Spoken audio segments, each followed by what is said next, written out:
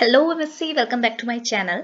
तो आज के इस वीडियो लेक्चर पे हम आगे बढ़ते हैं हमारे नेक्स्ट यूनिट पे। ओके, तो देखिए यहाँ पे हम ऑर्गेनिक केमिस्ट्री की यूनिट डिस्कनेक्शन अप्रोच को स्टार्ट करते हैं। काफी बढ़िया यूनिट है, सारे टॉपिक्स हम कवर करेंगे। साथ ही साथ जितना भी इसके लिए स्टडी मटेरियल बनता है, जितनी भी स्लाइड्स मैं आपके लिए बनाती हूँ, वो सारी की सारी मैं आपको शेयर कर दूंगी। ओके, तो देखिए यहाँ पे हम अभी डिस्कनेक्शन अप्रोच की फर्स्ट यूनिट को डिस्कस कर रहे हैं, मतलब सॉरी फर्स्ट लेक्चर को डिस्कस कर रहे हैं। तो ऑब्वियस सी बात है, हम लोग इसका क्या लेंगे, इंट्रोडक्शन लेंगे। ओके, और यहाँ पे डिस्कनेक्शन अप्रोच में इंट्रोडक्शन बहुत ज्यादा जरूरी है। क्यों है, मैं आपको रीजन भी बता देती हूँ। देखिए रीजन ये है कि अगर आप इस डिस्कनेक्शन अप्रोच की यूनिट के टॉपिक्स अगर आप देखना चाहेंगे ना, तो यहाँ पे आपको टॉपिक्स क्या मिलते हैं। 1 ग्रुप सीसी डिस्कनेक्शन पढ़ने को मिलेगा, 2 ग्रुप सीसी डिस्कनेक्शन पढ़ने को मिलेगा, सीएक्स डिस्कनेक्शन पढ़ने को मिलेगा, फंक्शनल ग्रुप इंटरकन्वर्जन पढ़ने को मिलेगा। मतलब इस यूनिट के अंदर जितने भी सारे टॉपिक्स हैं, जब आप उन सारे टॉपिक को डिस्कस करेंगे तो वहां पे आपको जो बेसिक कॉन्सेप्ट लगाना पड़ेगा वो होगा आपका डिस्कनेक्शन अप्रोच का। यानी कि उन सारे टॉपिक्स को डिस्कस करने के लिए आपको डिस्कनेक्शन अप्रोच का बेस क्लियर होना चाहिए। ठीक है, तो डिस्कनेक्शन अप्रोच का बेस भी क्लियर होना चाहिए। इसके बाद हम कुछ टर्मोलॉजी पढ़ेंगे जो हम बार बार डिस्कनेक्शन अप्रोच की यूनिट के अंदर के टॉपिक्स को कवर करने के लिए यूज करेंगे। तो वो मैं आपको नेक्स्ट लेक्चर पे बताऊंगी।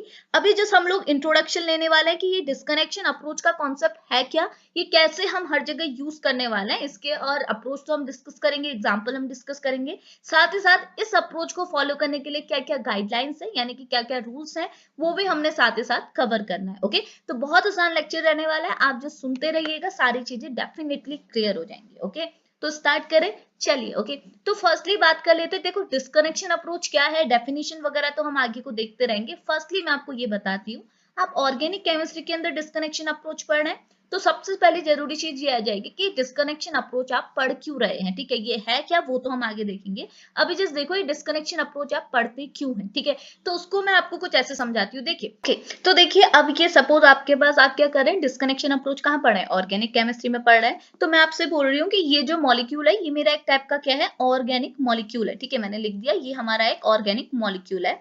अब मैं आपसे बोल रही हूँ कि चलो मुझे क्या करना है, ये ऑर्गेनिक मॉलिक्यूल को सिंथेसाइज करना है। ठीक है, क्यों करना है, इसका रीजन हो सकता है कि ये जो मॉलिक्यूल है ये बहुत ज्यादा बेनिफिशियल है, बहुत ज्यादा इसके यूजेस हैं, इसकी इंडस्ट्री करना बहुत प्रॉफिट का काम हो जाएगा।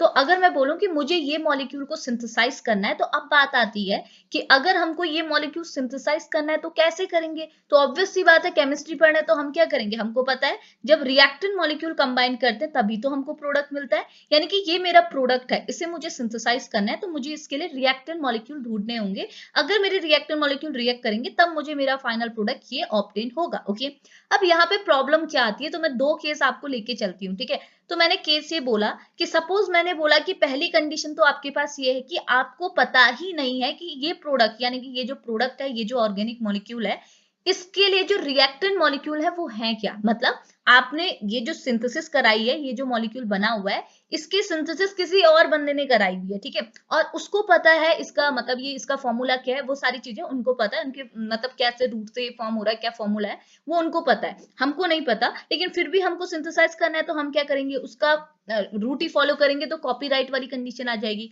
तो यहाँ पे हमने कोई दूसरा रूट क्या है वो हमको नहीं पता, या फिर मैं ऐसा बोल सकती हूँ कि पहली कंडीशन हमारी ये है कि हमको पता ही नहीं है कि यहाँ पर रिएक्टेंट मॉलिक्यूल क्या है। ओके, तो रिएक्टेंट मॉलिक्यूल का ही पता नहीं है तो प्रोडक्ट कहाँ से बनाएंगे। ठीक है, दूसरी कंडीशन ये कि सपोज मैं आपसे बोल दूं कि आपको पता है रिएक्टेंट मॉलिक्यूल है क्या, बट रिएक्टेंट मॉलिक्यूल यहाँ पे जो है ना वो बहुत ज्यादा कॉस्टली है, यानी कि बहुत ज्यादा एक्सपेंसिव होने की वजह से आप उसका यूज नहीं कर सकते। या फिर आप बोल सकते हैं एक्सपेंसिव नहीं, एक्सपेंसिव तो तब होगा ना जब उसका अमाउंट बहुत कम होगा। ठीक है, वो रेयरली पाया जाता होगा। तो वही चीज है कि अगर ये दोनों रिएक्टेंट मॉलिक्यूल जो इस प्रोडक्ट के फॉर्मेशन के लिए चाहिए वो बहुत ज्यादा एक्सपेंसिव है, या फिर बहुत लो अमाउंट में मिलते हैं, मिलते ही नहीं है, बहुत थोड़े अमाउंट में मिलते हैं, तो आप इसका प्रोडक्शन बहुत अच्छा कैसे करा सकते हैं। अगर आप इंडस्ट्री बना रहे हैं, मतलब इंडस्ट्री बना रहे हैं, सपोज के लिए बोल रही हूँ कि, तो क्या होगा, आपको बहुत अच्छा अमाउंट का रिएक्टेंट मॉलिक्यूल चाहिएगा। तो यहाँ पे अगर ये दोनों कंडीशन लगी, आपको रिएक्टेंट मॉलिक्यूल पता नहीं है, अगर रिएक्टेंट मॉलिक्यूल पता है फिर भी आपको उसका अमाउंट नहीं मिल रहा अच्छा, बहुत ज्यादा कॉस्टली होने की वजह से, तो यहाँ पर को आप जो रूट फॉलो करते हैं उसे बोलते हैं डिस्कनेक्शन अप्रोच। ओके, यानी कि यहाँ पर को जो ये इस ऑर्गेनिक सिंथेसिस, ऑर्गेनिक मॉलिक्यूल की सिंथेसिस हम कराने वाले हैं, ऑर्गेनिक सिंथेसिस में आप डिस्कनेक्शन अप्रोच पढ़ते हैं, तो ये ऑर्गेनिक मॉलिक्यूल की जो सिंथेसिस कराने के लिए जो हम मेथड का यूज करेंगे, जो हम अप्रोच का यूज करेंगे, इसको बोला जाता है डिस्कनेक्शन अप्रोच। अभी आपको क्लियर हुआ। देखो मैं आपको ऐसे बोलती हूँ, हम लोग ऑर्गेनिक सिंथेसिस के अंदर, ये ऑर्गेनिक सिंथेसिस का टॉपिक यूनिट है ना, ये ऑर्गेनिक सिंथेसिस के अंदर हम लोग पे क्या पढ़ते हैं, डिस्कनेक्शन अप्रोच के यूनिट को पढ़ते हैं। ऑर्गेनिक सिंथेसिस मतलब ऐसी सिंथेसिस जिसमें हम किसी ऑर्गेनिक मॉलिक्यूल का सिंथेसिस कर रहे हैं। ओके, तो डिस्कनेक्शन अप्रोच क्या है, ये एक टाइप का ऐसा अप्रोच है जिसका यूज किया जाता है किसी भी ऑर्गेनिक मॉलिक्यूल की सिंथेसिस के लिए। इतनी चीज क्लियर आई? तो ये बात होती है डिस्कनेक्शन अप्रोच की। ये डिस्कनेक्शन अप्रोच कहाँ यूज हो रहा है, होप आपको ये चीज क्लियर हुआ होगा। ओके, किसी भी ऑर्गेनिक मॉलिक्यूल के सिंथेसिस के लिए हम लोग डिस्कनेक्शन अप्रोच का यूज करते हैं जब हमारे पास कुछ ऐसी कंडीशन आ जाती है। ठीक है, अब बात आती है कि डिस्कनेक्शन अप्रोच होता क्या है। ओके, तो देखो अब हम लोग पर्टिकुलरली बात करते हैं कि डिस्कनेक्शन अप्रोच होता क्या है। अभी हमने जस्ट देख लिया कि डिस्कनेक्शन अप्रोच हम कब लगा रहे हैं, ये अप्रोच क्या कर रहा है। ठीक है, अब बात करते हैं कि डिस्कनेक्शन अप्रोच होता क्या है, क्या क्या गाइडलाइंस वगैरह हमने फॉलो करनी है, वो सारी चीजें आप डिस्कस करते हैं। ठीक है, तो देखो ना, आपको बहुत कुछ नाम से समझ में आएगा। देखो, हमने क्या बोला कि अगर हमने कोई ऑर्गेनिक मॉलिक्यूल की सिंथेसिस करनी है तो हम डिस्कनेक्शन अप्रोच का यूज कर सकते हैं। अब बात आती है कि ये अप्रोच आप कैसे यूज करेंगे, क्या करना होगा इस अप्रोच के अंदर। ओके, तो जैसे नाम से पता चल रहा है, ये एक ऐसा अप्रोच है जिसमें आपने डिस्कनेक्शन करना होगा। ओके, अब आप इसी मॉलिक्यूल के, किसी ऑर्गेनिक मॉलिक्यूल के रिस्पेक्ट में बात कर रहे हैं, तो अब बताइए ऑर्गेनिक मॉलिक्यूल में डिस्कनेक्ट करने के लिए है क्या, बॉन्ड ही तो है, बॉन्ड के अलावा आप कुछ चीज डिस्कनेक्ट नहीं कर सकते। यानी कि डिस्कनेक्शन आप अप्रोच में आपने क्या करना होता है, इस अप्रोच में आप अपने ऑर्गेनिक मॉलिक्यूल जो आपको दिया हुआ है उसमें आप डिस्कनेक्शन करवाते हैं। ओके, तो देखो मैं आपको इससे कुछ ऐसे समझाती हूँ। देखो, ये मॉलिक्यूल था, इसको हमने सिंथेसाइज करना है। ठीक है, ये हमारा मॉलिक्यूल है जिसको हमने सिंथेसाइज करना है, वो भी कैसे सिंथेसाइज करना है, बाय डिस्कनेक्शन अप्रोच। ओके, तो पहली चीज जो मुझे यहाँ पे आपको बतानी है वो ये एक टर्मिनोलॉजी है, वो है टारगेट मॉलिक्यूल की। टीएम करके हम इसे लिखते हैं, टारगेट मॉलिक्यूल होता है बट लिखते हैं हम इसे टीएम है। ओके, अब होता क्या है ना, डिस्कनेक्शन अप्रोच आपको ये बोलती है कि वो मॉलिक्यूल जिसको आपने सिंथेसाइज करना है, ठीक है, जिसमें आप डिस्कनेक्शन करवा रहे हैं, ठीक है, ये मॉलिक्यूल मुझे सिंथेसाइज करना है, तो डिस्कनेक्शन अप्रोच ये बोल रहा है कि इसमें आप डिस्कनेक्शन कराइए, क्योंकि आपको पता नहीं ये रिएक्टेंट मॉलिक्यूल है क्या। समझ में आ रहा है ना, मैं आपको ऐसे समझाती हूँ। देखिए, सपोज मैंने बोला कि मैंने एक कटोरी पे आपको क्या दी, खीर दी। ठीक है, और आपको ये खीर बहुत पसंद आ गई, अब आप इसे वापस से खाना चाहते हैं, आपको इसकी रेसिपी नहीं पता, आप इसे वापस से खाना चाहते हैं। ओके, बट मैं थक चुकी हूँ, मैं बोलूंगी कि मुझे नहीं बनानी वापस से, ना तुम आप मुझसे रेसिपी पूछ सकते हो, ना मैं आपको बताऊंगी और ना मैं वापस से बनाऊंगी। ठीक है, अब बात आती है कि आपको खानी है, अब आप क्या करें, अब आप करेंगे यहाँ पर कोई डिस्कनेक्शन अप्रोच। आप क्या करेंगे, ये आपका टारगेट है, आपने इसको सिंथेसाइज करना है, आपने ये बनाना है ना, जैसे ये मॉलिक्यूल है, आपने इसे बनाना है, तो हमने इसे बोला टारगेट, ये हमारा टारगेट है, इसको हमने सिंथेसाइज करना है, तो ये मॉलिक्यूल है तो बन गया टारगेट मॉलिक्यूल। ओके, और वो जैसे ये है, ये हमारी क्या होगी, टारगेट रेसिपी। मैं ऐसा बोल सकती हूँ, ये रेसिपी मुझे बनानी है, कि खीर मुझे बनानी है, तो इसको मैंने टारगेट रेसिपी बोल दिया। ठीक है, अब इस रेसिपी को बनाने के लिए मैं क्या कराऊंगी, डिस्कनेक्शन कराऊंगी। डिस्कनेक्शन क्या बोलता है कि इस रेसिपी को, मतलब ये जो मेरा खीर है, इसको मैं तोड़ू, डिस्कनेक्ट करूं। ठीक है, तो डिस्कनेक्ट कैसे किया, देखो मैंने क्या किया, डिस्कनेक्ट तो कर नहीं सकती, बट मैंने क्या किया, चम्मच ले, मतलब आपने क्या किया, चम्मच लाए और उस स्पून से क्या किया, इस खीर में जितनी भी चीजें उनको साइड कर दिया, सेपरेट कर दिया। आपने देखा, आपने इसमें राइस था, आपने उसे राइस को साइड कर दिया, ड्राई फ्रूट्स पड़े हुए थे, आपने उनको साइड कर दिया, आपको मीठा मीठा टेस्ट आ रहा है, इसका मतलब आपको पता चल गया शुगर भी यहाँ पर को प्रेजेंट है। और आपने क्या देखा, आपने देखा कि यहाँ पर मिल्क है, मिल्क में ये सारी चीजें पड़ी हुई है, तो आपको पता चल गया इसको बनाने के लिए हमको मिल्क भी चाहिए। तो अगर जितनी भी चीजें आपको, जितनी भी इंग्रेडिएंट्स हैं, अगर आपको वो पता चल जाएंगे, तो आप इनको जैसे तैसे रिएक्ट करा के मिक्स करके अपनी खीर बना लेंगे। ठीक है, ऐसा कुछ होगा। सेम चीज यहाँ है, डिस्कनेक्शन अप्रोच ये बोलता है कि अगर आपने इस टारगेट मॉलिक्यूल को, इस मॉलिक्यूल को सिंथेसाइज करना है, तो आप इसे टर्म देंगे गेट मॉलिक्यूल, और इस मॉलिक्यूल में सिंथेसिस के लिए आप इसमें क्या कराएंगे, डिस्कनेक्शन। ओके, अब बात आती है डिस्कनेक्शन, जैसे बॉन्ड का होगा, तो अब आप देख सकते हैं इस मॉलिक्यूल में तो बहुत सारे बॉन्ड हैं, ये बॉन्ड भी है, ये भी है, ये भी है, ये भी है, ये भी है, ये भी है। ठीक है, अब आप किसको तोड़े, अब ये किसको तोड़ना है, किसको नहीं तोड़ना है, वो तो हम आगे डिस्कस करेंगे, कुछ रूल्स वगैरह डिस्कस करेंगे, बट यहाँ पे आपको मैं इतना बोलना चाहती हूँ कि अभी मैं जैसे आपको यहाँ पे डिस्कनेक्शन दिखा रही हूँ। ठीक है, तो देखो, डिस्कनेक्शन का जो सिंबल होता है ना, डिस्कनेक्ट करने का, बॉन्ड को डिस्कनेक्ट करने का जो सिंबल होता है, वो ऐसा नहीं होता। सपोज मैं बोल रही हूँ, मैंने कार्बन और ऑक्सीजन के बीच का बॉन्ड क्लीव करना है, इसे डिस्कनेक्ट करने के लिए, टारगेट मॉलिक्यूल को डिस्कनेक्ट करने के लिए इस बॉन्ड को क्लीव करना है, तो मैं इस बॉन्ड को क्लीव करना है ऐसे शो नहीं कराऊंगी। ठीक है, ना ही ऐसे ऐसे घिचर पिचर करके तोड़ूंगी। यहाँ पे जो मैं बॉन्ड की क्लीवेज यानी कि डिस्कनेक्शन शो कराऊंगी, वो सिंपल से ऐसे करके शो कराऊंगी। इसका मतलब यहाँ पे हमने डिस्कनेक्शन किया हुआ है। ठीक है, तो हमने क्या किया, ये मेरा टारगेट मॉलिक्यूल था, इसकी मैंने सिंथेसिस करनी है, तो ये बोलते हैं कि इसको क्या करो, डिस्कनेक्ट करो। तो आपने क्या किया, इसके ये वाले बॉन्ड को क्लीव किया, ये वाले। अभी ये क्यों क्लीव हुआ वो हम आगे डिस्कस करेंगे। तो अभी जस्ट इतना समझो कि मैंने कार्बन एंड ऑक्सीजन के इस बॉन्ड को यहाँ से क्लीव किया, ठीक है। अब क्लीविज कैसी होगी, तो देखो आप क्या कर सकते हैं, आप यहाँ पर को कार्बन के ऊपर पॉजिटिव चार्ज, ऑक्सीजन के ऊपर नेगेटिव चार्ज दे सकते हैं। आप चाहे अगर आप यहाँ पर फ्री रेडिकल क्लीवेज करते तो दोनों के ऊपर एक फ्री रेडिकल बना देते, बट यहाँ पर फ्री रेडिकल क्लीवेज नहीं होगी। तो मैं आपको सिंपली ऐसे बोलूं, हमको पता है जो हम क्लीवेज कराते हैं वो कितने टाइप की होती है, दो टाइप की। एक होती है होमोलिटिक क्लीवेज, एक होती है heterolytic cleavage. Okay, homolytic cleavage क्या बोलती है, जब भी बॉन्ड ब्रेक होगा, ये बॉन्ड में जो दो इलेक्ट्रॉन है वो इक्वली शेयर होंगे, यानी कि यहाँ पे जो एटम प्रेजेंट है इसके पास भी एक इलेक्ट्रॉन जाएगा, यहाँ पे जो एटम प्रेजेंट है इसके पास भी एक इलेक्ट्रॉन जाएगा। ओके, लेकिन हेट्रोलाइटिक क्लीवेज क्या बोलती है, जो दो एटम के बीच में ये जो बॉन्ड बना हुआ है और इस बॉन्ड में जो दो इलेक्ट्रॉन है वो हेट्रोलाइटिकली जाएंगे, यानी कि एक ही एटम के ऊपर शिफ्ट होंगे, और वो खास एटम क्या होगा जो ज्यादा इलेक्ट्रोनेगेटिव है। सपोज मैंने बोला बी ज्यादा इलेक्ट्रोनेगेटिव है, तो जब भी बॉन्ड क्लीव होगा बी के ऊपर ये दोनों इलेक्ट्रॉन चले जाएंगे, यानी कि ये इलेक्ट्रॉन ए का इलेक्ट्रॉन भी बी लेके जाएगा, बी का इलेक्ट्रॉन भी बी लेके जाएगा, तो बी के ऊपर लगेगा नेगेटिव चार्ज, और ए के पास इलेक्ट्रॉन डेफिशिएंसी होने की वजह से ए को मिलेगा पॉजिटिव चार्ज। अब बात आती है यहाँ पर हम होमोलाइटिक कराएंगे या हेट्रोलाइटिक कराएंगे। अगर हेट्रोलाइटिक ही करा रहे हैं तो क्यों हेट्रोलाइटिक करा रहे हैं, तो रीजन क्या हो जाएगा, देखो हमको पता है होमोलाइटिक क्लीवेज हम कब कराते हैं, जब हमारे पास रिएक्शन कंडीशन में कोई रेडिएशन वगैरह प्रोवाइड हो। यहाँ तो कोई रेडिएशन प्रोवाइड नहीं है, कोई कंडीशन नहीं दी है, तो यहाँ पर होमोलाइटिक क्लीवेज कराना पॉसिबल नहीं है। यहाँ कौन सी क्लीवेज होगी, हेट्रोलाइटिक क्लीवेज। फ्री रेडिकल कब बनते हैं, जब आपको कोई रेडिएशन वगैरह दी होती है, फोटोन्स वगैरह दिए होते हैं, तो यहाँ पे जो क्लीवेज होगी वो कौन सी होगी, हेट्रोलाइटिक क्लीवेज। तो हमने क्या किया, कार्बन एंड ऑक्सीजन के बीच में जो बॉन्ड था उसे क्लीव किया, और ये बॉन्ड को क्लीव किया, तो हमको पता है ये बॉन्ड किसकी और अनइक्वल क्लीवेज होगी, और ये बॉन्ड में जो दो इलेक्ट्रॉन है वो किसकी और शिफ्ट होंगे, जो ज्यादा इलेक्ट्रोनेगेटिव है।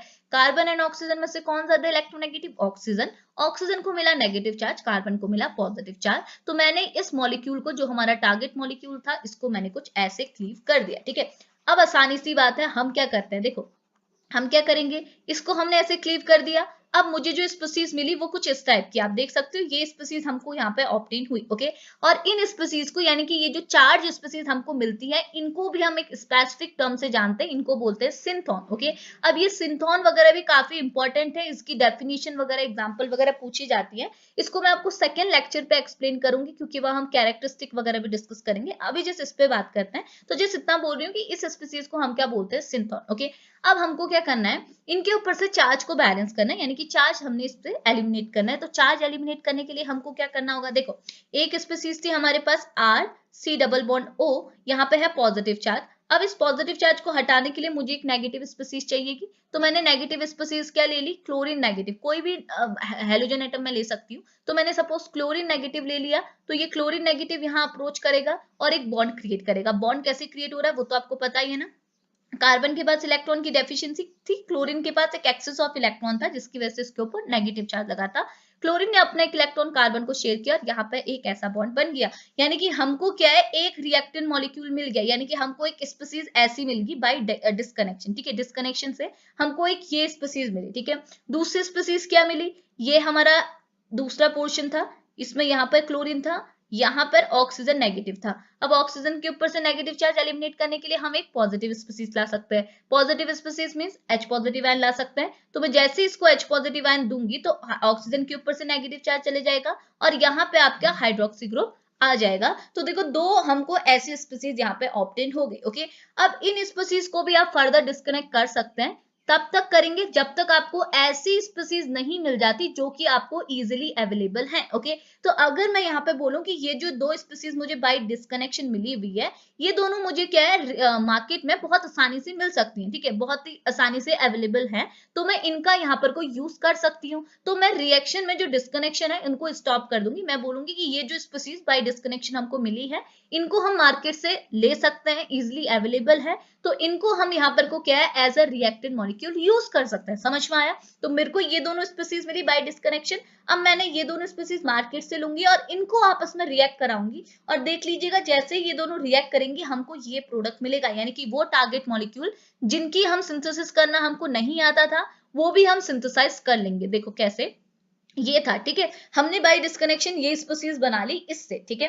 अब और एक और चीज है, ये जो डिस्कनेक्शन होता है वो इमेजनरी होता है, ये लॉजिकल होता है, आपसे समझो, ये इमेजनरी होता है, एक्चुअल में ऐसा नहीं होता। आप मॉलिक्यूल को ऐसे डिस्कनेक्ट नहीं कर सकते, ठीक है। हम क्या करेंगे, एक मतलब ऐसा होता है ना, हम रोड मैप टाइप तैयार करेंगे कि अगर हाँ हमारा मॉलिक्यूल है, हमने ये मॉलिक्यूल है, फॉर्मूला ये है, स्ट्रक्चर ऐसा है, इसको सिंथेसिस करना है, तो इसके लिए सिंथेसिस के लिए रिएक्टेंट मॉलिक्यूल नहीं है, तो हम क्या करेंगे, हम यहाँ पर कोई इमेजनरी ब्रेकडाउन, यानी कि हम एक रफ में ब्रेकडाउन कराते हैं, एक्चुअल में ब्रेकडाउन नहीं होता, ये एक इमेजनरी प्रोसेस है। हम बोलते हैं कि ये स्ट्रक्चर है, डिस्कनेक्शन किया तो बाय डिस्कनेक्शन हमको ये स्पीसीज मिली, और अगर ये स्पीसीज मिल रही है तो हम मार्केट से ये स्पीसीज लाके एक बार रिएक्ट करके देखते हैं, क्या पता ये दोनों रिएक्ट करके हमको ये दे दे। देखो देंगे भी, कैसे देंगे मैं आपको बताती हूँ। देखो हमने क्या बोला, एक को ये रिएक्टेंट मॉलिक्यूल लिया, एक रिएक्टेंट मॉलिक्यूल लिए, अब हम इन दोनों को रिएक्ट करा रहे हैं। देखो आफ्टर रिएक्शन हमको यही प्रोडक्ट मिलेगा, कैसे मिलेगा, देखो क्या होगा यहाँ पे, जैसे ये वाला स्ट्रक्चर देखो, ये कार्बोनाइल ग्रुप है, और आपको पता है कार्बोनाइल ग्रुप में क्या होता है, ये जो सी डबल बॉन्ड ओ है, हम इस डबल बॉन्ड ओ को क्या है, ऑक्सीजन के ऊपर शिफ्ट करते हैं, यानी कि इस पाई बॉन्ड में क्या होती है, हेट्रोलाइटिक क्लीवेज। हेट्रोलाइटिक क्लीवेज होती है तो दो इलेक्ट्रॉन किसकी ओर शिफ्ट होंगे, जो ज्यादा इलेक्ट्रोनेगेटिव है। कार्बन एंड ऑक्सीजन में से ज्यादा इलेक्ट्रोनेगेटिव कौन है, ऑक्सीजन है, तो ऑक्सीजन के ऊपर ये जो पाई बॉन्ड है, इसके दोनों इलेक्ट्रॉन शिफ्ट हो जाते हैं, जिसकी वजह से ऑक्सीजन को मिलता है नेगेटिव चार्ज, और कार्बन के पास इलेक्ट्रॉन की डेफिशिएंसी हो जाती है, क्योंकि इसका जो इलेक्ट्रॉन था, ये पाई बॉन्ड में जो इलेक्ट्रॉन था वो भी ऑक्सीजन ले गया, तो कार्बन को यहाँ मिल जाएगा पॉजिटिव चार्ज। इतनी चीज क्लियर आई। तो एक चीज को मैं इसको इरेज कर देती हूँ, ये स्पीसीज हमको यहाँ पे मिली, ठीक है, रिएक्शन करा रहे हैं, तो अगर हम इन दोनों के बीच में, ठीक है। अब क्या हुआ, दूसरी साइड आप देखो, यहाँ पे आपको पता है ऑक्सीजन के पास लोन पेयर ऑफ इलेक्ट्रॉन तो है।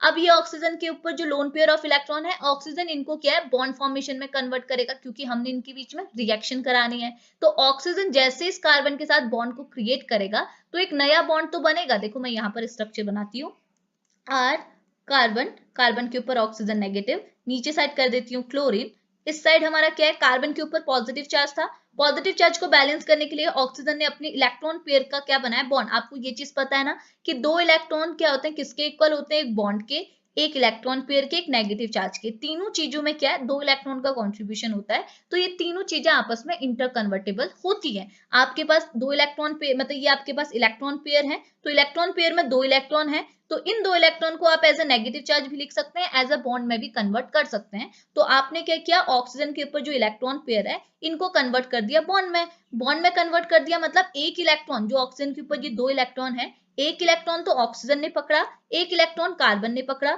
जिसकी वजह से क्या हुआ, ये दोनों इलेक्ट्रॉन देखो, एक ऑक्सीजन ने पकड़ा, एक कार्बन ने पकड़ा, जिसकी वजह से इनके बीच में एक बॉन्ड क्रिएट हो गया, और ऑक्सीजन यहाँ पे बैठा है। अब देखो ऑक्सीजन ने क्या, अपना एक इलेक्ट्रॉन कार्बन को दे दिया ना, बॉन्ड को क्रिएट करने के लिए, जिसकी वजह से अब ऑक्सीजन को क्या, इलेक्ट्रॉन की डेफिशिएंसी लगेगी। क्यों, क्योंकि इसका इलेक्ट्रॉन तो कार्बन ले गया, समझ में आया, और ऊपर साइड है हाइड्रोजन, और दूसरे साइड है ये पूरी रिंग, इसको मैं ऐसे कर देती हूँ, ठीक है। अब क्या हुआ, देखो आपको पता है ऑक्सीजन एक टाइप का इलेक्ट्रोनेगेटिव एलिमेंट है, और क्या आपको पता है ये इलेक्ट्रोनेगेटिव एलिमेंट के ऊपर पॉजिटिव चार्ज रह सकता है, नहीं। इलेक्ट्रो पॉजिटिव के ऊपर पॉजिटिव चार्ज रह सकता है, लेकिन इलेक्ट्रोनेगेटिव एलिमेंट के ऊपर कभी भी पॉजिटिव चार्ज नहीं रहता। इनके ऊपर नेगेटिव चार्ज रह सकता है, बट पॉजिटिव चार्ज नहीं रह सकता। तो ऑक्सीजन अपने ऊपर से पॉजिटिव चार्ज को एलिमिनेट करने के लिए यहाँ से हाइड्रोजन का बॉन्ड को तोड़ेगा। अब आप खुद ही सोचिए, अगर ऑक्सीजन और हाइड्रोजन का बीच का बॉन्ड टूटा है, तो बॉन्ड तो क्लीवेज कैसी होनी है, हेट्रोलाइटिक ही होनी है, क्योंकि रिएक्शन कंडीशन में कोई फोटोन्स वगैरह रेडिएशन गिवन नहीं है, तो हेट्रोलाइटिक क्लीवेज होनी है। तो इस बॉन्ड में जो दो इलेक्ट्रॉन है वो किसकी ओर शिफ्ट होंगे, तो ज्यादा इलेक्ट्रोनेगेटिव है, यानी कि ऑक्सीजन ज्यादा नेगेटिव है, तो ऑक्सीजन को मिला नेगेटिव चार्ज, और hydrogen as a positive charge यहाँ से बाहर एलिमिनेट हो गया। इतनी चीज क्लियर आई। अब ऑक्सीजन के ऊपर नेगेटिव चार्ज भी पॉजिटिव चार्ज भी है, तो ये दोनों आपस में बैलेंस हो गया, यानी कि ऑक्सीजन के ऊपर हम कोई भी चार्ज यहाँ पर शो नहीं करेंगे, ठीक है।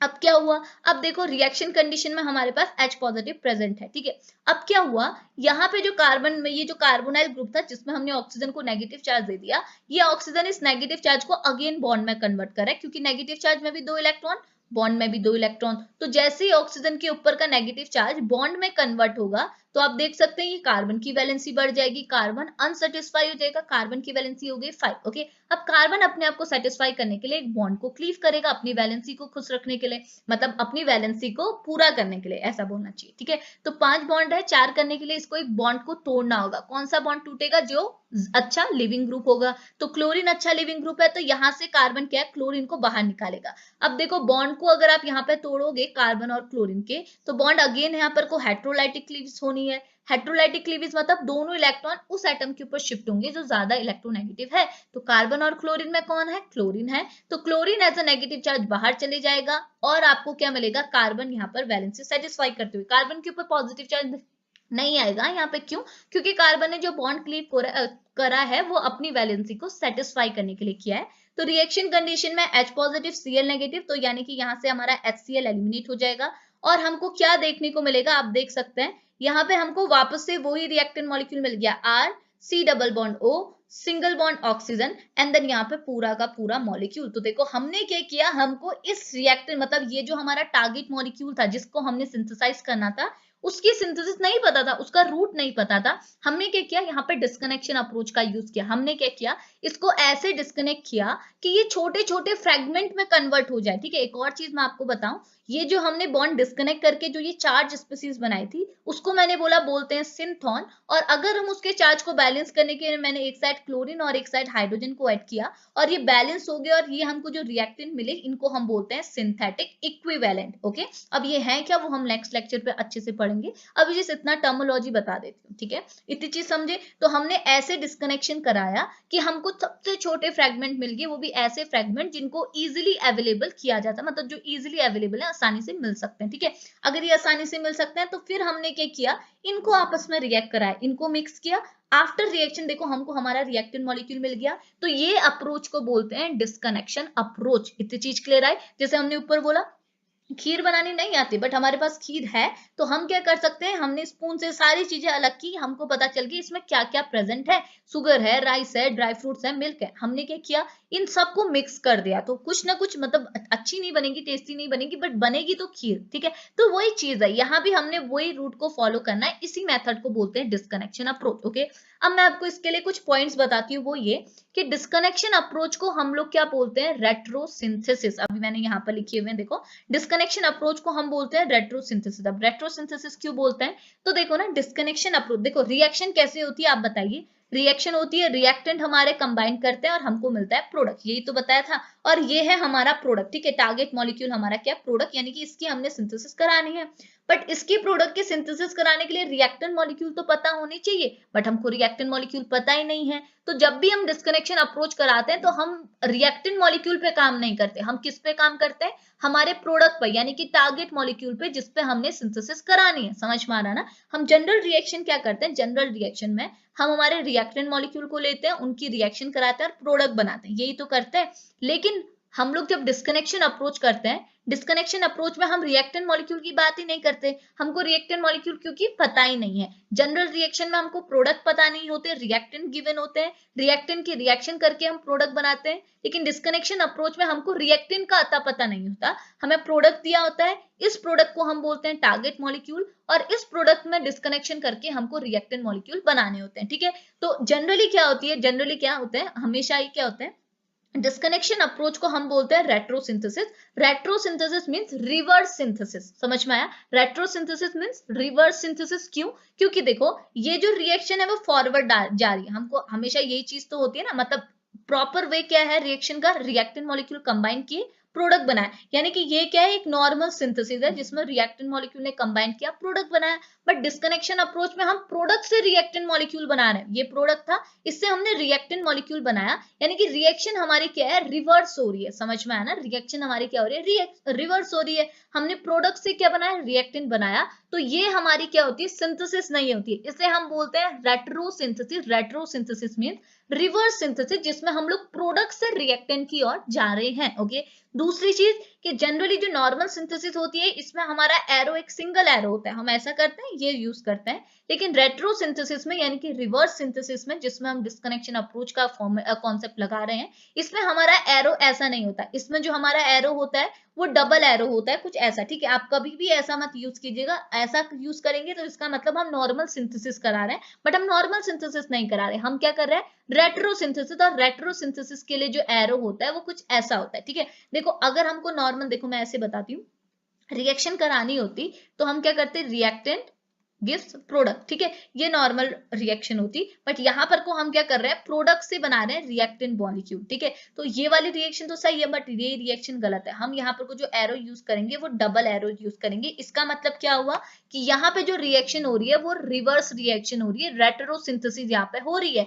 आप ये मॉलिक्यूल को तो वहां पर प्रोडक्ट लिखा नहीं होगा, देखो ये है, इसको आपको मैं बोलूं तो आप इसको रिएक्टेंट समझेंगे, इनको प्रोडक्ट समझेंगे। देख के क्या लग रहा है, इनसे ये दोनों चीजें ऑब्टेन हुई है, तो आप बोलेंगे ये जैसे रिएक्टेंट है, ये आपके प्रोडक्ट है, ओके। बट एक्चुअल में नहीं है, एक्चुअल में ये दोनों रिएक्टेंट है, ये प्रोडक्ट है, ठीक है। इसलिए क्या होता है, हमको ये शो करने के लिए हम क्या करते हैं, डबल एरो का साइन यूज करते हैं, जो हमको ये दिखाता है कि ये जो लेफ्ट हैंड साइड है वो हमारा रिएक्टेंट मॉलिक्यूल नहीं है, वो हमारा क्या है, प्रोडक्ट मॉलिक्यूल है, ठीक है। और जो राइट हैंड साइड है वो हमारा क्या है, प्रोडक्ट मॉलिक्यूल ना होते हुए रिएक्टेंट मॉलिक्यूल है। क्योंकि जनरली क्या होती है, राइट हैंड साइड पे हमारे क्या होते हैं, रिएक्टेंट मॉलिक्यूल होते हैं, सॉरी लेफ्ट हैंड साइड पे हमारे क्या होता है, रिएक्टेंट मॉलिक्यूल होते हैं, और राइट हैंड साइड पे हमारे प्रोडक्ट मॉलिक्यूल। अगर हम सिंगल एरो दिखाएंगे तो हमको लगेगा कि लेफ्ट हैंड साइड में हमारे रिएक्टेंट है, राइट हैंड साइड में हमारे प्रोडक्ट है। बट अगर हम लोग डबल एरो यूज करेंगे तो हमको समझ में आ जाएगा कि डबल एरो मतलब रिएक्शन हमारे रिवर्स हो रही है। इतनी चीज क्लियर आई, तो ये 2 पॉइंट आप माइंड पर रख सकते हैं, ठीक है। इतनी चीज क्लियर आई ना, तो ये तो जस्ट बेसिक बातें हुई। अब मैं आपको प्रॉपर डेफिनेशन से बताती हूँ, इतना आप समझे ना, अब आपको बहुत आसानी से समझ में आने लगेगा, ठीक है। और वो भी मैंने बता दी, ये जो अप्रोच है वो हमारा लॉजिकल है, यानी कि इमेजिनरी है। हम एक्चुअल में किसी मॉलिक्यूल को उठा के तोड़ते नहीं है, ठीक है। हमने ऑर्गेनिक केमिस्ट्री पढ़ी है, हमको पता है बॉन्ड कैसे क्लीव करना है, कौन से बॉन्ड को तोड़ना है वो हम आगे पढ़ेंगे। बट आपको पता है बॉन्ड कैसे टूटता है, कौन सा चार्ज लग रहा है, कैसे बैलेंस करेंगे, वो सारी चीजें हमको पता है। तो हम जनरल आइडिया लेते हुए एक मॉलिक्यूल को क्या है, एक मतलब ऐसा बोल सकते हैं, एक रफ में, एक इमेजिनरी वे में हम उसे तोड़ते हैं, और ऐसे फ्रेगमेंट में तोड़ते हैं जो इजिली मार्केट में अवेलेबल है। और अगर वो फ्रेगमेंट जो इजिली मार्केट में अवेलेबल है हमको मिल जाता है और हम आपस में रिएक्ट कराते हैं, तो हमको फाइनल हमारा प्रोडक्ट मिल जाता है। तो ये तोड़ने की जो प्रोसेस है, ये जो रेट्रोसिंथेसिस की प्रोसेस है, वो पूरी तरह से इमेजिनरी है। एक्चुअल में हम ऐसा तोड़ते नहीं है किसी भी मॉलिक्यूल को, ठीक है। अब इतनी चीज क्लियर आई ना, अब मैं आपको प्रॉपर वे में डेफिनेशन वगैरह से, एग्जांपल वगैरह से समझाती हूँ, ठीक है। होता क्या है, तो देखो बाय डेफिनेशन ये क्या बोल रहा है, ये बोल रहा है डिस्कनेक्शन अप्रोच क्या है, it is a greener approach, या फिर आप बोल सकते हैं लॉजिकल अप्रोच, या फिर इमेजिनरी अप्रोच है एक टाइप का, ठीक है। फॉर ए ऑर्गेनिक सिंथेसिस, किसके लिए, ऑर्गेनिक सिंथेसिस के लिए, यानी कि ऐसी सिंथेसिस जिसमें आप ऑर्गेनिक मॉलिक्यूल का सिंथेसाइज करते हैं, ऑर्गेनिक मॉलिक्यूल को सिंथेसाइज करते हैं, उसकी सिंथेसिस कराते हैं। तो disconnection approach is a greener approach, logical approach for the synthesis of organic molecule, या फिर ऑर्गेनिक सिंथेसिस, ओके। जो कि क्या इन्वॉल्व करता है, which involve the imaginary breakdown of a target molecule. अब देखो, अगर मैं आपको डायरेक्ट डेफिनेशन बताती तो आप बोलती है टारगेट मॉलिक्यूल क्या है, टारगेट मॉलिक्यूल मतलब जिसको हमने सिंथेसाइज कराना है, वो प्रोडक्ट जिसको हमने सिंथेसाइज कराना है, जिसके रिएक्टेंट मॉलिक्यूल हमको नहीं पता, तो वो मॉलिक्यूल को हम बोलते हैं टारगेट मॉलिक्यूल, जिसमें हमने फोकस करना है, ठीक है। तो जिसमें तो डिस्कनेक्शन अप्रोच क्या है, ये एक टाइप का लॉजिकल अप्रोच है, ग्रीनर अप्रोच है फॉर द ऑर्गेनिक सिंथेसिस, जिसमें हम क्या करते हैं, इमेजिनरी ब्रेकडाउन करते हैं, एक्चुअल में नहीं करते, एक रफ पेपर पे, एक रफ पाथवे को फॉलो करते हुए अपने टारगेट मॉलिक्यूल में क्या करते हैं, इमेजिनरी ब्रेकडाउन करते हैं, ठीक है। और कैसे करते हैं, इनटू अवेलेबल स्टार्टिंग मटेरियल। और इनको हम क्या बोलते हैं, जैसे ये तो हमारा था टारगेट मॉलिक्यूल, इसे हमने बोला टीएम, ठीक है। और इनको हम बोलते हैं स्टार्टिंग मटेरियल, ये है स्टार्टिंग मटेरियल, मतलब जो हम रिएक्टेंट मॉलिक्यूल है उनके बदले रिएक्टेंट मॉलिक्यूल ना बोलते हुए यहाँ पे हम बोलते हैं स्टार्टिंग मटेरियल, यानी कि वो मटेरियल जो रिएक्शन को स्टार्ट कर रहे हैं, ठीक है। तो हम ऐसे तोड़ते हैं कि वो अवेलेबल स्टार्टिंग मटेरियल में टूट जाए, यानी कि ऐसे मटेरियल में टूट जाए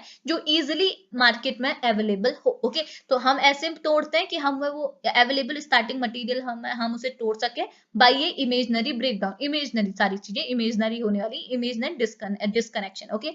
अब यहाँ पर को क्या है, हम लोग क्या है, एक और कॉन्सेप्ट का यूज करते हैं, वो है फंक्शनल ग्रुप इंटरकन्वर्जन, ओके। अब ये फंक्शनल ग्रुप इंटरकन्वर्जन बहुत इंपॉर्टेंट टॉपिक है, इसे हम सेपरेट भी पढ़ेंगे, सारे एग्जांपल लेते हुए, कंडीशन लेते हुए।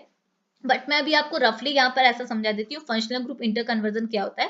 फंक्शनल ग्रुप इंटरकन्वर्जन मतलब कि अगर सपोज आपके पास कोई एक ऐसा मॉलिक्यूल आ गया जिसमें डिस्कनेक्शन कराना आपके पास पॉसिबल नहीं हो पा रहा, तो वहां पे आप क्या करते हैं, उसके फंक्शनल ग्रुप को, एक फंक्शनल ग्रुप को दूसरे फंक्शनल ग्रुप में कन्वर्ट करते हैं। इस प्रोसेस को बोलते हैं फंक्शनल ग्रुप इंटरकन्वर्जन, ओके। तो मैं आपको वापस से बता रही हूँ, एक बार सुनिएगा, मे बी कंफ्यूज मैंने कर दिया हो। तो ये बोल रहा है, देखो, it is a greener approach or a logical approach for the organic synthesis in which, जिसमें हम क्या करते हैं, इमेजनरी ब्रेकडाउन कराते हैं of a target molecule into a available starting material by a imaginary disconnection भी बोल सकते हैं या फिर ब्रेकडाउन बोल सकते हैं, और यहाँ पे डिस्कनेक्शन भी हो सकता है, और डिस्कनेक्शन के साथ साथ FGI भी हो सकता है। FGI मतलब फंक्शनल ग्रुप इंटर कन्वर्जन। मैंने क्या बोला, फंक्शनल ग्रुप इंटर कन्वर्जन मतलब, अभी मैं आपको गाइडलाइंस में भी ये चीज पढ़ाऊंगी।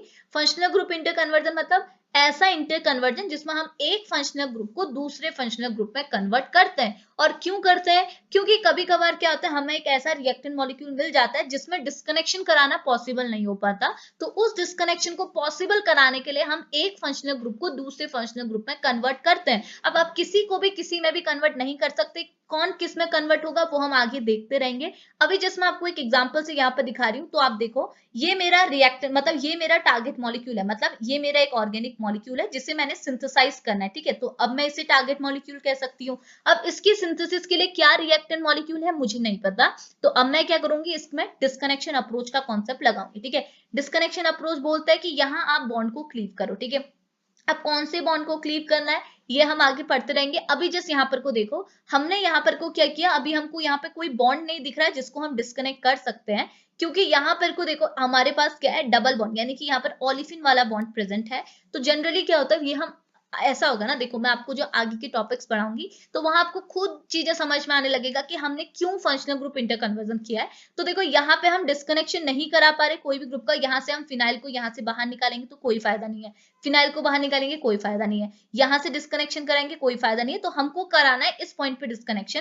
और यहाँ पर हमारा क्या है, पाई बॉन्ड बैठा हुआ है यानी कि ओलिफिन है, तो हमने क्या करना होता है, ये ओलिफिन को कन्वर्ट करना होता है एक दूसरे फंक्शनल ग्रुप में, ठीक है। तो हमने क्या किया, इस ओलिफिन को कन्वर्ट किया दूसरे फंक्शनल ग्रुप में यानी कि हाइड्रोक्सी ग्रुप में। तो हमने क्या लिया, यहाँ पर को देखो एरो हमने क्या लिया, डबल एरो लिया हुआ है, ठीक है। तो डबल एरो मतलब क्या हुआ, यहाँ पर को इसका मतलब हुआ कि यहाँ पर नॉर्मल रिएक्शन नहीं हो रही, यहाँ पर को नॉर्मल सिंथेसिस नहीं हो रही, यहाँ पर रेट्रो सिंथेसिस हो रही है। इट मींस ये जो हमारा है right hand left hand side पे, ये रिएक्टेंट मॉलिक्यूल नहीं है, ये एक प्रोडक्ट है, ठीक है। इस प्रोडक्ट से हम रिएक्टेंट मॉलिक्यूल बना रहे हैं, ठीक है, इसका मतलब ये हुआ, ठीक है। अब हम क्या करेंगे, पहले हमने फंक्शनल ग्रुप इंटर कन्वर्जन किया जिसकी वजह से हमने इस ओलिफिन को कन्वर्ट कर दिया हाइड्रोक्सी ग्रुप में। हमेशा ओलिफिन किस में कन्वर्ट होगा, हाइड्रोक्सी ग्रुप में। ये जो चीजें क्या है, आप प्रैक्टिस करते करते याद हो जाएगी आपको, ठीक है। तो इसको ऐसा कुछ नहीं है मतलब कि मैं बताऊं ऐसा क्यों हुआ, तो इसको आप करते करते जब आप एग्जांपल्स पढ़ते रहेंगे, प्रैक्टिस करते रहेंगे, आपको खुद ब खुद चीजें याद होने लगेंगी, ठीक है। तो आपने क्या किया, इस ओलिफिन में क्या किया, इस ओलिफिन को by functional group interconversion convert किया हाइड्रोक्सी ग्रुप में। तो हमने कुछ नहीं करना, हमने लिखा एरो के ऊपर फंक्शनल ग्रुप इंटर कन्वर्जन कि यहाँ पर फंक्शनल ग्रुप इंटर कन्वर्जन हुआ, और after functional group inter conversion सारी चीजें बिल्कुल सेम है, बट यहाँ पर ओलिफिन की प्लेस पर हमने हाइड्रोक्सी ग्रुप रख लिया, ठीक है। अब हमने क्या किया, तो यहाँ पर डिस्कनेक्शन के साथ साथ हमने एक और कॉन्सेप्ट का यूज किया, वो है फंक्शनल ग्रुप इंटर कन्वर्जन। वही चीज यहाँ पर को बोल रहा है कि ये जो हम डिस्कनेक्शन अप्रोच करा रहे हैं, इसमें हम इमेजनरी ब्रेकडाउन, इमेजनरी डिस्कनेक्शन तो कराते हैं, उसके साथ साथ कभी हम लोग FGI यानी कि फंक्शनल ग्रुप इंटर कन्वर्जन भी कराते हैं, क्योंकि नॉर्मल केस में अगर ये हमारा टारगेट मॉलिक्यूल है तो इसमें मैं डिस्कनेक्शन नहीं करा सकती, और अगर करा भी सकती कोई बॉन्ड में तो ये ऐसे फ्रेगमेंट में टूटते, ऐसे कंपोनेंट में टूटते जो कि जिनका कोई यूज ही नहीं है, जिनको एज ए स्टार्टिंग मटेरियल में नहीं ले सकती, इसलिए मैंने ऐसे डिस्कनेक्शन कराना होगा कि मेरे को ऐसे स्टार्टिंग मटेरियल मिले जो इजीली मार्केट में अवेलेबल है, ओके, जिनको मैं एज अ रिएक्टेंट मॉलिक्यूल ले सकती हूँ, ठीक है। तो यहाँ पे पॉसिबल नहीं था तो मैंने डायरेक्टली इसमें फंक्शनल ग्रुप इंटर कन्वर्जन कराया और एल्कीन को कन्वर्ट कर दिया हाइड्रोक्सी ग्रुप में। जैसे ये हाइड्रोक्सी ग्रुप में कन्वर्ट हुआ, अब मैं इसमें क्या कराऊंगी, डिस्कनेक्शन कराऊंगी। मैंने डिस्कनेक्शन किया कौन सी बॉन्ड पे कराया, इस बॉन्ड पे कराया, ठीक है। तो हमने सिंपल देखो ऐसा किया, और ये बॉन्ड किस मतलब ये जो बॉन्ड बना है वो किसके बीच में बना है, कार्बन और कार्बन के बीच में बना है। तो हम यहाँ जो डिस्कनेक्शन दिखाएंगे हम इसमें लिखेंगे यहाँ पे जो डिस्कनेक्शन हुआ वो CC डिस्कनेक्शन हुआ, यानी कि जो डिस्कनेक्शन हमने किया वो कार्बन और कार्बन के बीच में किया, ठीक है। अभी ये हम लोग आगे पढ़ेंगे, अभी ये सुनते रहिएगा, ठीक है।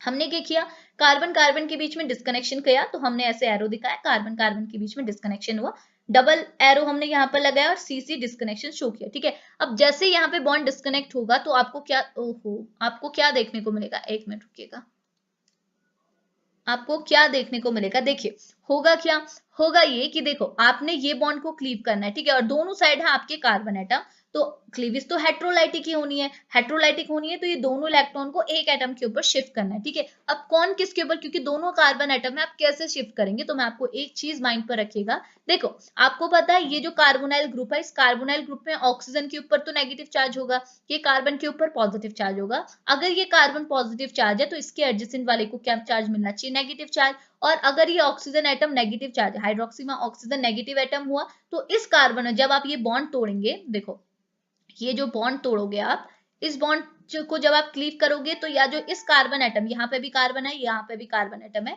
तो इस कार्बन के पास आइदर पॉजिटिव चार्ज होगा आइदर नेगेटिव, ओके। इस कार्बन के पास भी आइदर पॉजिटिव चार्ज होगा आइदर नेगेटिव चार्ज। तो आप दोनों तो इक्वली इलेक्ट्रोनेगेटिव हैं, तो किसको आप नेगेटिव देंगे किसको पॉजिटिव देंगे, तो उसके लिए आपको ये चीज माइंड पर रखनी है, क्योंकि पूरा खेल वरना बिगड़ सकता है। तो आप माइंड पे क्या रखेंगे, आप ये देखेंगे कि यहाँ पे ऑक्सीजन नेगेटिव एटम है, तो इसका एडजेसेंट वाला क्या होगा, पॉजिटिव। अगर ये पॉजिटिव है तो इसका एडजेसेंट वाला क्या होना चाहिए, नेगेटिव होना चाहिए, ओके। और यहाँ पे ऑक्सीजन के ऊपर लगाया हुआ, मतलब ऑक्सीजन नेगेटिव एटम है, तो इसके एडजेसेंट में जो कार्बन है वो कैसा होना चाहिए, पॉजिटिव।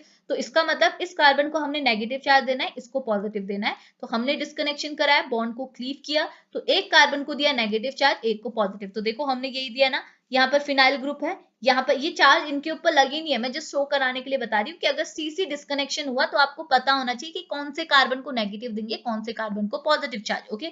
तो हमारा क्या मिला, इस कार्बन के ऊपर लगा नेगेटिव, इस कार्बन के ऊपर लगा, यहाँ पे ये जो इसने बॉन्ड किया यहाँ पर लगा आपको पॉजिटिव चार्ज, ठीक है।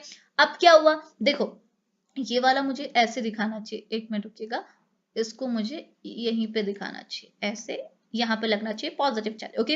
अब क्या हुआ, तो ये जो स्पीसीज मिली, मैंने आपको क्या बोला, ये जो चार्ज स्पीसीज मिलती है इनको हम बोलते हैं सिंथॉन, ओके। ये हमारे क्या है, सिंथॉन्स है, ठीक है। एक डोनर होता है एक एक्सेप्टर होता है, ठीक है। एक डोनर सिंथॉन एक एक्सेप्टर सिंथॉन, वो हम आगे को डिस्कस करेंगे। ये हमारे सिंपली क्या हुए, सिंथॉन, ओके। अब इन सिंथॉन को क्या करेंगे, पॉजिटिव इनमें से चार्ज को एलिमिनेट करने के लिए हम क्या करेंगे, ये नेगेटिव स्पीसीज है तो इसके साथ एक पॉजिटिव को रिएक्ट कराएंगे, ये पॉजिटिव है तो इसके साथ एक नेगेटिव को रिएक्ट कराएंगे, ठीक है। होगा क्या किया, यहाँ पे हमने क्या किया, देखो हमने ये वाली यूनिट यानी कि पीएच यानी कि phenyl group double bond O, और नेगेटिव चार्ज में हमने हाइड्रोजन का अप्रोच कराया, यहाँ पर बन गया हाइड्रोजन, ओके। और जो दूसरा है वो हमारा क्या हुआ, देखो यहाँ पे इसको आप ऐसे कर लीजिए पहले, देखो एक मिनट रुकिएगा, इसमें यहाँ पे क्या हुआ, हाइड्रोक्सी ग्रुप, यहाँ पे फिनाइल, और दूसरी साइड पॉजिटिव चार्ज है तो इसके साथ अप्रोच किसने किया, सी नेगेटिव ने, ठीक है। तो ये दो हमको क्या मिल गया, यहाँ पर को स्टार्टिंग मटेरियल, इनको हम बोलते हैं स्टार्टिंग मटेरियल, और साथ ही साथ इनको बोला जाता है सिंथेटिक इक्विवेलेंट, ठीक है। तो ये हमारे सिंथेटिक इक्विवेलेंट, ये सिंथॉन इनके बाद बना सिंथेटिक इक्विवेलेंट, ओके। और सिंथॉन और सिंथेटिक इक्विवेलेंट के बीच में ये ट्रिपल बॉन्ड वाला साइन होता है, क्योंकि इसी सिंथॉन से हमारे सिंथेटिक इक्विवेलेंट ऑब्टेन हुआ है। जब हमने इससे चार्ज को हटाया तो हमको क्या मिले, सिंथेटिक इक्विवेलेंट, ओके। अब यहाँ पर को ये दोनों as a starting material react की तरह बिहेव करेंगे, इनको हम एज ए स्टार्टिंग मटेरियल लेंगे, यानी कि ये जो रिएक्शन है, आपको मैं सिंपल वे में बोलूं तो ये जो रिएक्शन है हमको पता चल गया, यहाँ पर हमने डबल एरो का साइन यूज किया है, इट मींस ये रिवर्स रिएक्शन है, यानी कि एक टाइप की रेट्रोसिंथेसिस है, ये रिएक्शन एक टाइप की रिवर्स है, यानी कि ये रिएक्शन ऐसी नहीं है, हम लोग क्या है ऐसे फॉरवर्ड डायरेक्शन में जाते हैं, ऐसी नहीं है, डबल एरो है, इट मींस ये रिएक्शन क्या है, उल्टी डायरेक्शन में जा रही है, समझ में आया। यानी कि यहाँ पर को जो रिएक्टेंट मॉलिक्यूल है वो ये वाले हैं, ना कि ये, ठीक है। तो ये दोनों यहाँ पर रिएक्टेंट मॉलिक्यूल है और ये हमारा क्या प्रोडक्ट है, इन दोनों को हम जब रिएक्ट कराएंगे हमको ये मिलेगा। आप देखो ये हम लोग क्या दो तरीके से लिखते हैं, अभी तो जस्ट मैं एग्जांपल दे रही हूँ,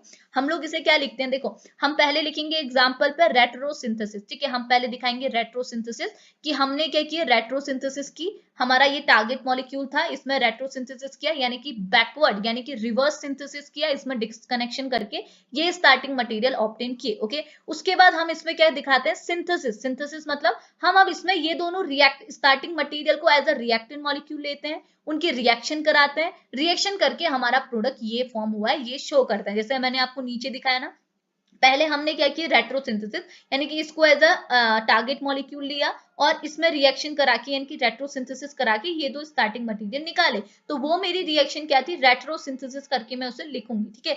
उसके बाद जैसे मेरी रेट्रोसिंथेसिस हो जाएगी, स्टार्टिंग मटेरियल मिलेंगी, उसके बाद मैं दूसरे पेज पे लिखूंगी सिंथेसिस, और सिंथेसिस में क्या है, इन दोनों को, सिंथेसिस मतलब नॉर्मल हम हमारे रिएक्टेंट मॉलिक्यूल को लेंगे पहले, यानी कि लेफ्ट हैंड साइड में रिएक्टेंट मॉलिक्यूल आएंगे, इन दोनों को एज ए रिएक्टेंट मॉलिक्यूल लूंगी और इन दोनों से क्या है बाय रिएक्शन करा के ये प्रोडक्ट का फॉर्मेशन कराऊंगी, ठीक है। तो रेट्रो मतलब जब हम रिएक्शन को रिवर्स करेंगे, करेंगे, प्रोडक्ट से रिएक्टेंट की ओर जाएंगे। सिंथेसिस मतलब जब हम रिएक्शन को प्रॉपर वे में लिखाएंगे, यानी कि हम रिएक्टेंट मॉलिक्यूल से प्रोडक्ट की ओर जाएंगे, ठीक है। तो ये दो स्टेप में रिएक्शन होती है, एक बार रेट्रोसिंथेसिस कराएंगे देन सिंथेसिस कराएंगे। तो अभी मैंने ये चीजें यहाँ नहीं लिखी है क्योंकि ये जो हमारा इंट्रोडक्शन था, तो मैं जस्ट आपको यहाँ पे समझा रही हूँ चीजें, देन हम आगे को बहुत सारी चीजें हमने पढ़नी है, तो वहां मैं आपको प्रॉपर एग्जाम्पल के साथ लेते हुए चलूंगी, ठीक है। इतना समझे। तो देखो यहाँ पर एक और चीज लिखी हुई है, ये बोल रहा है कि ये जो हमारा ये जो डिस्कनेक्शन अप्रोच है, इसे आप क्या बोलते हैं, एक तो डिस्कनेक्शन अप्रोच बोलते हैं, साथ ही साथ इसे रेट्रोसिंथेसिस भी बोल सकते हैं, क्योंकि यहाँ जो सिंथेसिस है वो रिवर्स डायरेक्शन में हो रही है,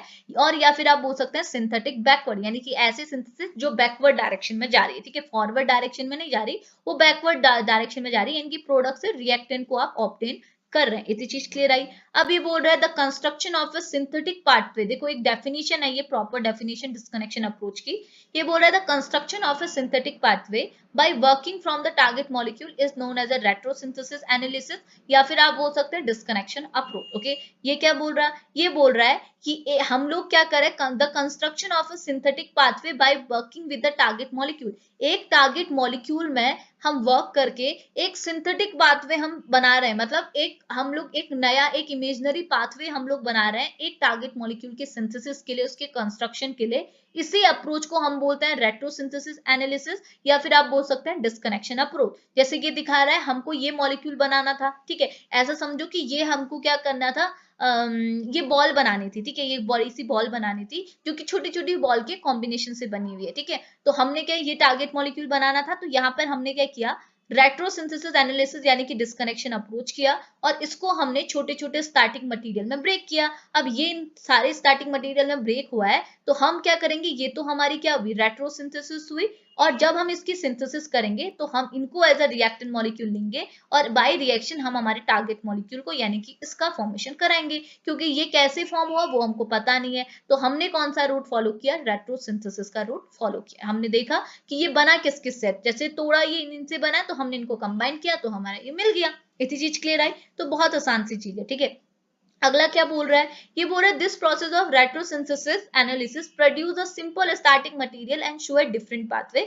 ये बोल रहा है आपको क्या है, आपको जब भी आप अपने टारगेट मॉलिक्यूल को ब्रेक करते हैं बाय रेट्रोसिंथेसिस एनालिसिस, आप number of starting material obtain करते हैं, और वो अलग अलग स्टार्टिंग मटेरियल से क्या आप अलग अलग पाथवे लेते हुए अपने रिएक्टेंट मॉलिक्यूल, अपने टारगेट मॉलिक्यूल को सिंथेसाइज कर सकते हैं। ऐसा नहीं है एक ही रूट आपको मिलेगा, आपको 2-3 रूट भी मिल सकते हैं, बट आप वो रूट फॉलो करेंगे जो ज्यादा फेवरेबल है, मतलब जो ज्यादा सही रूट है, जो ज्यादा आसानी से प्रोसीड हो पा रहा है, अब वो रूट को फॉलो करेंगे। इतनी चीज क्लियर आई। अगला क्या है, from the precursor of a cheap starting material has been selected for the synthesis of a target molecule। और अगर आपने किसी भी, जैसे ये टारगेट मॉलिक्यूल की अगर मुझे सिंथेसिस करनी है, तो मैं इसे ऐसे क्लीव करूंगी कि जो मुझे स्टार्टिंग मटेरियल मिलेगा, यहाँ पे समझ में आ रहा है, टारगेट मॉलिक्यूल ये स्टार्टिंग मटेरियल, ठीक है। तो ये जो स्टार्टिंग मटेरियल है वो एक टाइप के चीप स्टार्टिंग मटेरियल हो, यानी कि इजीली अवेलेबल भी हो और बहुत सस्ते भी हो, क्योंकि सस्ती चीज से काम बन रहा है तो क्यों करना है, ठीक है, कॉस्टली क्या करना है, ठीक है। तो हमको अगर ऐसे स्टार्टिंग मटेरियल मिल रहे हैं जो बहुत आसानी से अवेलेबल भी है, सस्ते भी है, तो हम उन स्टार्टिंग मटेरियल को लेंगे और उनको रिएक्ट कराते कराते अपने प्रोडक्ट को बना लेंगे, ठीक है। इतनी चीज क्लियर आई। अब आगे बढ़िए। अब लास्ट पॉइंट ये बोल रहा, द डबल लाइन एरो, ये डबल लाइन एरो को आप यूज करते हैं to represent the disconnection in an retrosynthesis which indicate that the reaction returning backward. Okay, तो हम कभी भी रेट्रोसिंथेसिस एनालिसिस कराते हैं तो रिएक्शन हमेशा डबल एरो में लिखते हैं, जो हमें ये इंडिकेट कराता है कि जो रिएक्शन है वो बैकवर्ड डायरेक्शन में जा रही है, यानी कि ये हुई रिएक्शन नॉर्मल, यहाँ से हमने प्रोडक्ट बनाई, ये रिएक्शन हुई फॉरवर्ड रिएक्शन, यानी कि रिएक्टेंट से हम प्रोडक्ट की ओर जा रहे हैं। लेकिन अगर मैं इसको ऐसे करूं, प्रोडक्ट डबल एरो, ये इसका मतलब क्या हुआ कि ये जो है, ये हम देखो, मैं आपको ऐसे दिखाती हूँ वापस से एक बार, देखो मैंने किया A plus B give C, तो आपको क्या दिख रहा है, यहाँ पर हमने एरो सिंपल सिंगल एरो लगाया, इट मींस ये जो ए बी है ये मेरे रिएक्टेंट है, ये मेरा प्रोडक्ट है, ओके। लेकिन अगर मैं ए बी और यहाँ डबल एरो लगा दूं और लगा दूं सी, तो इसका मतलब क्या हुआ कि ये दोनों मेरे क्या है, टारगेट मॉलिक्यूल है। अभी जस्ट दिखा रही हूँ, ठीक है, ये मेरे टारगेट मॉलिक्यूल है, ये है मेरा प्रोडक्ट, क्यों मतलब ये है मेरा रिएक्टेंट मॉलिक्यूल, ठीक है। ये टारगेट मॉलिक्यूल है, मतलब ये मेरा प्रोडक्ट है, क्योंकि रिएक्शन क्या है, बैकवर्ड डायरेक्शन में जा रही है, ये फॉरवर्ड नहीं है, ये रिएक्शन क्या है, बैकवर्ड डायरेक्शन में प्रोसीड हो रही है, ठीक है। समझ में आ रहा? नॉर्मल रिएक्शन फॉरवर्ड होती है, रेट्रोसिंथेसिस बैकवर्ड होती है, और बैकवर्ड को हम लोग उल्टा लिखने से बेटर, यानी कि यहाँ से उल्टा लिखने से बेटर, हम लिखते उल्टा है, लेकिन हम लोग एरो कौन सा लगाते हैं, डबल एडेड एरो लगाते हैं, डबल एडेड नहीं यानी कि double line arrow, double headed arrow तो ऐसा हो जाएगा, डबल लाइन एरो का हम लोग यहाँ पर यूज करते हैं। इतनी चीज क्लियर आई? अब देखो ये ठीक है, इतना समझे ना, पहले देखो बेसिक समझ के, डिस्कनेक्शन अप्रोच का बेसिक समझ के, होप समझ में आएगा, मैं थोड़ा फास्ट हो जाती हूँ बट होप आपको क्लियर हुआ होगा, इतना मेरा बोला हुआ वेस्ट नहीं हुआ होगा, ठीक है? इतनी चीज क्लियर आई ना? ये हुआ हमारा डिस्कनेक्शन अप्रोच। अब आपको ये चीज पॉइंट याद रखना है कि टारगेट मॉलिक्यूल क्या है, स्टार्टिंग मटेरियल क्या है, आपके सिंथोन क्या है, सिंथेटिक इक्विवेलेंट्स क्या है, ये सारी चीजें। ओके, अब मैं आपको गाइडलाइंस पे लेके चलती हूँ, यानी कि बेसिक रूल फॉर डिस्कनेक्शन, ठीक है? तो डिस्कनेक्शन अप्रोच में पूछ लिया जाता है, जैसे अगर आपकी यूनिवर्सिटी 5 मार्क्स से क्वेश्चन 6 मार्क्स के देती है, तो जनरली 7 मार्क्स के क्वेश्चन में ये पूछा जाता है कि डिस्कनेक्शन अप्रोच है क्या, ये एक्सप्लेन करो। तो आप एग्जांपल के साथ एक्सप्लेन करेंगे, साथ ही साथ इसकी गाइडलाइन भी एक्सप्लेन करेंगे, ठीक है? रूल्स भी एक्सप्लेन करेंगे। तो बहुत आसान रूल है। देखो ये क्या बोल रहा है, ये बोल रहा है if we are thinking about the retrosynthesis of any target molecule, so it is a question for the where the disconnection occur. Okay, तो ये बोल रहा है कि अगर हमको कोई टारगेट मॉलिक्यूल की सिंथेसिस करानी है, तो सिंथेसिस करने के लिए हमको रिएक्टेंट मॉलिक्यूल पता नहीं है, तो यहाँ पे हम रेट्रोसिंथेसिस का यूज करेंगे, यानी कि इसको हम क्लीव करेंगे इसके स्टैटिक मटेरियल में, यानी कि इसको इससे रिएक्टेंट मॉलिक्यूल इसी से निकलवाएंगे, ठीक है? तो अगर आपने टारगेट मॉलिक्यूल में रेट्रोसिंथेसिस एनालिसिस कराना है, तो अब बात ये आती है कि हम यहाँ डिस्कनेक्शन अप्रोच यूज करेंगे, तो हमने एक बॉन्ड को डिस्कनेक्ट करना होगा। तो क्वेश्चन ये है कि हम डिस्कनेक्शन कहाँ से करें? हमारे पास बहुत सारे बॉन्ड होते हैं, हम कौन से बॉन्ड को क्लीव करें, ठीक है? तो इसके लिए गाइडलाइंस क्या है? पहली गाइडलाइन ये बोल रहा है, the disconnection of a target molecule is done in such a way that after disconnection it produce a product with the suitable fragment। okay, यानी कि आपने डिस्कनेक्शन ऐसे कराना है कि आफ्टर डिस्कनेक्शन जो आपको ये स्टार्टिंग मटेरियल मिल रहे हैं, वो एक टाइप के स्टेबल स्टार्टिंग मटेरियल हो। स्टेबल स्टार्टिंग मटेरियल मतलब कि वो रियल में एग्जिस्ट कर रहे हैं, वो आपको अवेलेबल है, क्योंकि आप ये डिस्कनेक्शन क्यों करा रहे हैं कि आपको एक ऐसा प्रोडक्ट मिले जो इजिली, बहुत चीप, मतलब बहुत आसानी से सस्ते अमाउंट में आपको मिल सके, ठीक है? तो आपको डिस्कनेक्शन ऐसे तरीके से, मैंने बोला डिस्कनेक्शन कराने के आपको 2 3 4 पाथवे मिलते रहेंगे, ठीक है? बट आप कौन सा पाथवे फॉलो करेंगे, मैं अभी आपको ना, जब आगे हमने बहुत सारे टॉपिक पढ़ने, वहां आपको बहुत आसानी से क्लियर होगा। अब इस पॉइंट को माइंड पर रखते हुए चलिए कि डिस्कनेक्शन हम ऐसे कराएंगे कि हम उस पाथवे को फॉलो करेंगे कि आफ्टर डिस्कनेक्शन जो हमको स्टार्टिंग मटेरियल मिल रहा है, वो इजिली मार्केट में अवेलेबल हो, हमको चाहिए तो वो मिल जाए, ठीक है? जैसे ये है, इसको हमें ये दो कंपोनेंट, हमको 2 स्टार्टिंग मटेरियल मिले और ये मार्केट में इजिली अवेलेबल है, तो हम ये पाथ को फॉलो करेंगे। ऐसा नहीं कि हमने यहाँ से बॉन्ड को क्लीव कर दिया, कहीं और से बॉन्ड को क्लीव कर दिया, ठीक है? जैसे हम यहाँ से बॉन्ड को क्लीव करते तो क्या होता,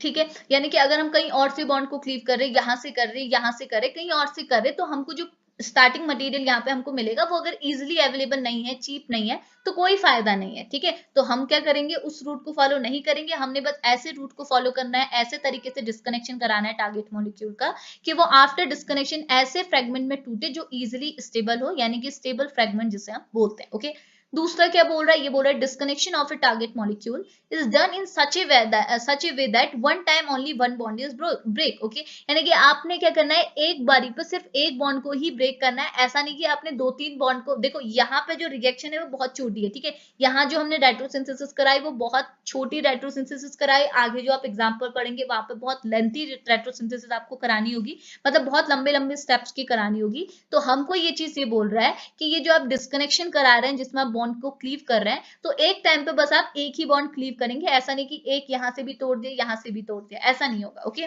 तीसरी चीज ये बोल रहा है number of fragment generated by ये disconnection are smaller as possible. आपने छोटे से छोटे फ्रेगमेंट का को बनाना है, मतलब आफ्टर डिस्कनेक्शन आपको ऐसे स्टार्टिंग मटेरियल लेने जो छोटे से छोटे हो, यानी कि जो छोटे से छोटे मतलब इजिली अवेलेबल होने वाले, कोई बड़े मॉलिक्यूल हमने यूज नहीं करना। ओके, तीसरा मतलब सॉरी लास्ट वन ये बोल रहा है if we have to break a CX bond then after disconnection hetero atom always having a electron pair. तो अगर आपके पास ऐसी सिचुएशन आ जाती है कि आपके पास कोई ऐसा बॉन्ड ब्रेक करना है जो CX वाला, CX मतलब कार्बन के साथ कोई एक्स ग्रुप यानी कि हैलोजन या फिर कोई इलेक्ट्रोनेगेटिव एटम भी बोल सकते हैं, हैलोजन एटम भी बोल सकते हैं और हेटेरो एटम भी बोल सकते हैं। ठीक है, तो आप क्या करेंगे, बॉन्ड को ऐसे क्लीव करेंगे कि यहाँ जो आपका ये हेटेरो एटम है इसके पास इलेक्ट्रॉन पेयर है। इलेक्ट्रॉन पेयर मतलब negative charge, electron pair 2 electron से बना है, नेगेटिव चार्ज 2 इलेक्ट्रॉन से बना है, तो बात सेम होती है। ठीक है, तो अगर ये कार्बन नाइट्रोजन की बात करें, कार्बन कार्बन हो गया एक्स में यानी कि हमने नाइट्रोजन ले लिया हेटेरो एटम। ओके, बॉन्ड को क्लीव किया यानी कि डिस्कनेक्शन किया, तो बस जैसे ही बॉन्ड क्लीव होगा तो बॉन्ड क्लीव के बाद आपको पता है कार्बन के ऊपर कौन सा चार्ज आना है, पॉजिटिव, क्योंकि कार्बन कम इलेक्ट्रोनेगेटिव है,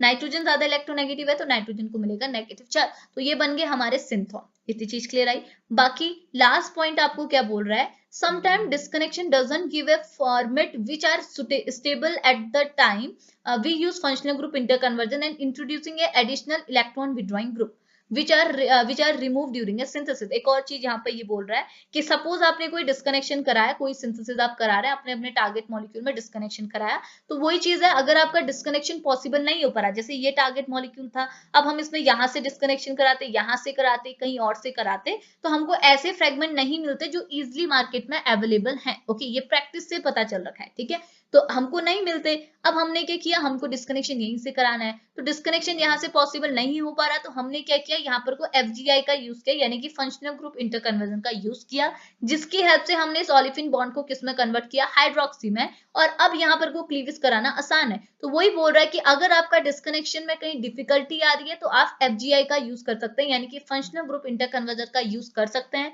साथ ही साथ किसी इलेक्ट्रॉन विड्रॉइंग ग्रुप का भी यूज कर सकते हैं, मतलब रिएक्शन को फैसिलिटेट करने के लिए या जो आप FGI का यूज कर सकते हैं, डिस्कनेक्शन करवाने के लिए FGI का यूज कर सकते हैं, फंक्शनल ग्रुप इंटरकन्वर्जन का, या इलेक्ट्रॉन विड्रॉइंग ग्रुप का, यानी कि आप बाहर से कोई इलेक्ट्रॉन विड्रॉइंग ग्रुप लें रिएक्शन को फैसिलिटेट कराने के लिए, और रिएक्शन खत्म होने से पहले क्या है, आप उस FGI को रिएक्शन कंडीशन से बाहर भी निकाल देंगे। ठीक है, अभी आपको क्लियर नहीं हो रहा होगा, हम जब आगे हमने बहुत चीजें पढ़नी है, जैसे मैं बता रही हूँ बार बार, वहां मैं आपको प्रॉपर एक एक एग्जांपल करके समझा दूंगी। ठीक है, तो अभी जस्ट ये स्टेटमेंट याद रखिए कि डिस्कनेक्शन अप्रोच में क्या क्या पॉइंट आपको अपने माइंड पर रखने। ठीक है, तो अगर डिस्कनेक्शन कराने में डिफिकल्टी है उस समय आप FGI का और बाहर से कोई इलेक्ट्रॉन विड्रॉइंग ग्रुप का यूज कर सकते हैं, लेकिन सिंथेसिस कराने से पहले, मतलब जब आप अपना प्रोडक्ट बना रहे हैं उससे पहले आपने उस FGI का बाहर से आपने एडिशनल यूज किया है तो उसको आपने बाहर एलिमिनेट करना ही करना होगा। इतनी चीज क्लियर है, समझ में आ रहा ना, ये समझे। तो ये था हमारा डिस्कनेक्शन अप्रोच का कॉन्सेप्ट। ठीक है, तो अभी जस्ट इतनी चीज माइंड पर रखिएगा,